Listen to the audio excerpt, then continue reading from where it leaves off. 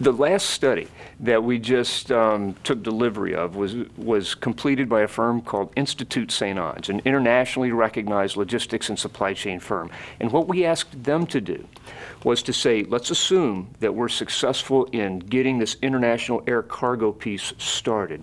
How does that work to leverage everything else we have in St. Louis and really transform Lambert and St. Louis into this cargo gateway?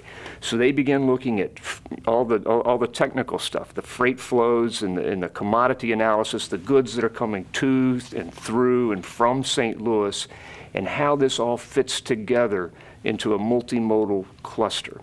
And the part they will tell you is that air cargo is the missing component in St. Louis. If you think about St. Louis from our geographic location to the market outreach we have, to the highway network that puts us at the crossroads of America, the confluence of the two largest rivers, the third largest rail center, the missing piece is air cargo.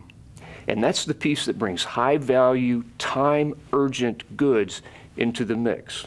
So that's how it all gets knitted together by air cargo. And what they will also talk about is the consolidation and regionalization of freight, which is really, I think of it just as obtaining and creating the critical mass in St. Louis, that the more freight you have here, the more goods you have coming to and through St. Louis, the more likely it is that the next step, the value-added production and assembly, begins to take over because you have all the inputs in close proximity to each other.